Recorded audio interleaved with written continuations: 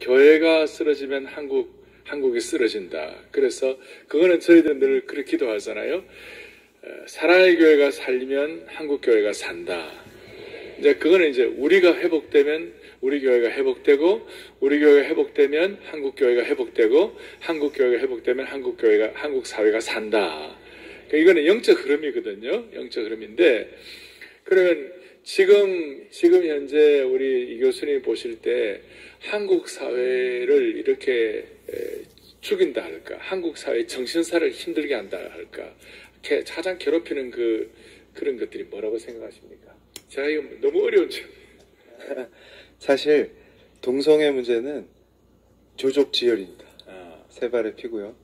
근데 그게 강력한 힘을 발휘하는 건 사실입니다.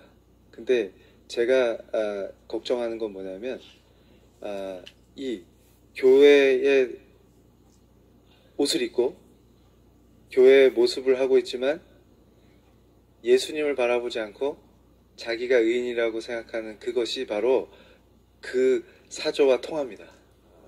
그래서 대연합을 이루고 있어요.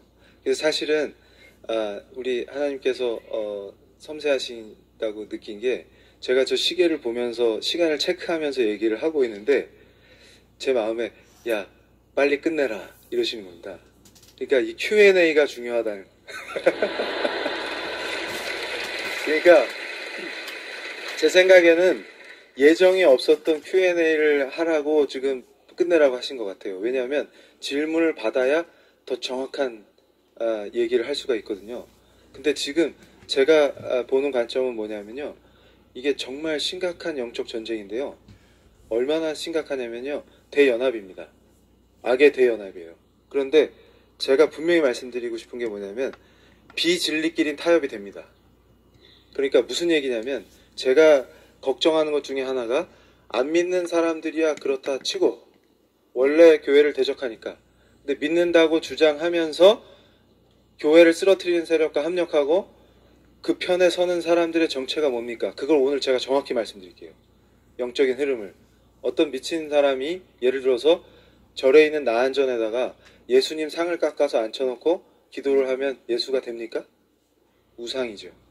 근데 저는 뭘 느끼냐면, 제가 불교도라고 얘기할 때 그냥 불교도가 아니었죠. 제 사상을 지배하고 있었던 게 사회주의였습니다. 그러니까 사회주의와 불교는 합력이 가능합니다. 근데 제가 예수님을 만나고 나서 변한 게 뭡니까? 예전에 갖고 있었던 지식들, 제가 추종했던 것들 다 오물이라고 생각해요.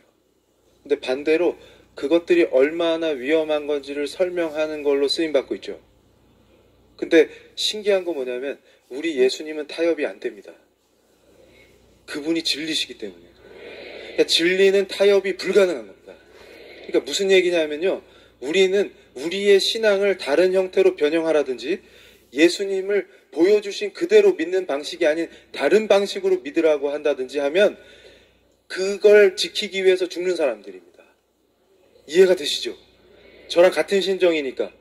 예수님에게 어떤 변형을 가해라, 그렇지 않으면 죽이겠다 하면 죽는 사람들입니다. 그걸 타협할 수 없는 거죠. 왜냐하면 예수님이 진리시기 때문에, 그분만이 진리시기 때문입니다. 그런데 비진리들은 타협이 됩니다.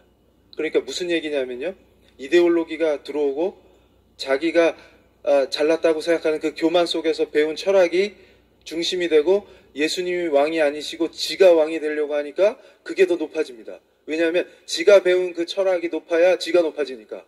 그러면 예수님 저리 가세요 해놓고서는 예수 믿는 사람이라고 하고 다니죠. 그러면 어떻게 됩니까? 이 정신 상태를 갖고 있으면 다른 악들과 연합이 가능해집니다. 그러면서 인권이라는 이름으로 손잡고 교회를 쓰러뜨리는 데 동참하게 됩니다. 그러면서 예수님을 향한 사람들을 향해서 당신들 왜 향유를 깨트려 하면서 지적하고 그것이 의라고 얘기하게 됩니다. 그런데 분명히 제가 말씀드리는 것이, 그것이 의가 될 수가 없습니다. 그 돌팔매질을 견디시고 예수님만 바라보신 여러분들이 아름다웠던 겁니다. 질문 하나 하겠습니다. 종자인을 앞장서서 만들었는데, 종교자유연구원이 한국 사회에서 교회를 공격하는 구체적인 전략이 어떤 것들이 있어요? 예, 예. 목사님께서 굉장히 그 난감한 질문을 하셨는데요. 제가 말씀드리면 이런 겁니다. 그러니까 종자연의 전략이라기보다는 제가 그때 전략가였기 때문에 제 전략을 말씀드리겠습니다. 왜냐하면 그 당시에는 제 전략이 바로 종자연의 전략이었기 때문에 지금도 계속 활동하고 계실 텐데 저는 그분들 사랑합니다. 그래서 빨리 예수님 만나기를 우리가 기도하는데요. 근데 지금 그분들이 무슨 일을 하고 있는지 모르시기 때문에 예수님을 만나는 순간 다 알아집니다. 근데 이제 전략 중에 핵심이 뭐냐면 이런 거였습니다. 그러니까 여러분, 제가 지난번에 왔을 때도 말씀드린 것처럼 교회를 치죠. 근데 어떤 교회를 칠까요? 그러니까 상징성이 없는 교회를 치면서 힘을 빼지 않겠죠. 그러니까 무슨 얘기냐면 제가 항상 얘기하는 게 주의 심장 가지고 이 말을 굉장히 좋아하는데요. 심장을 치료하지 않겠습니까? 그러니까 사랑의 교회가 공격을 받았다는 얘기는 여러분들이 굉장한 상징성을 갖고 있다는 뜻입니다. 그리고 이 교회가 한국 교회에서 어떤 상징성을 갖고 있냐. 아마 제가 지금 이 얘기를 할 때도 아마 저쪽 진영에 계시는다고 이미 표현한 분들보다 지금 이걸 인터넷으로 보면서 괴로워하실 분들을 위해서 한 말씀 드리겠는데요. 질투하지 마십시오. 그러니까 제가 또 한국 교회에서 사랑의 교회가 갖는 상징성이라든가 또 대표성이라든가 이런 것 때문에 교회를 공격한다 이렇게 말하면 니들이 무슨 대표야 이러면서 또 질투하면서 저를 욕하시겠죠. 우리 오 목사님한테 포섭됐다고 생각하면.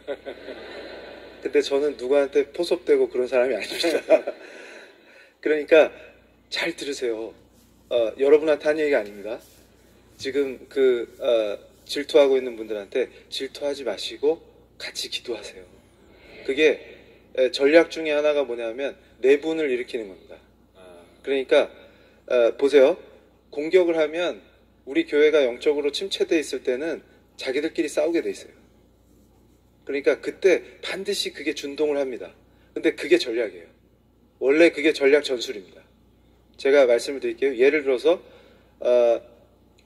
종교인 가세 같은 것도 그냥 치는 게 아니고 딱 큰 교회, 작은 교회가 대립하고 싸우도록 프레임을 만들어서 칩니다. 그러면 여기서 믿는 사람들이 같이 합심해서 기도하면서 이걸 뚫고 나가야 되는데 거꾸로 우리끼리 싸워버려요. 그러면서 인위적으로 그러니까 제가 답답한 게 뭐냐면 이 큰 교회, 작은 교회 프레임을 만들어서 싸우게 만드는 거기에 왜 들어가서 우리끼리 싸웁니까? 그게 이해가 안 가는 거예요. 그러니까 무슨 얘기냐면 그 안에는 우리의 죄성인 거죠. 그러니까 그 질투심, 여러 가지 그 복잡한 감정들 이런 걸 봤을 때 그래서 제가 그래요. 작은 교회가 아름답다. 교회는 다 아름답습니다. 제가 볼 때는.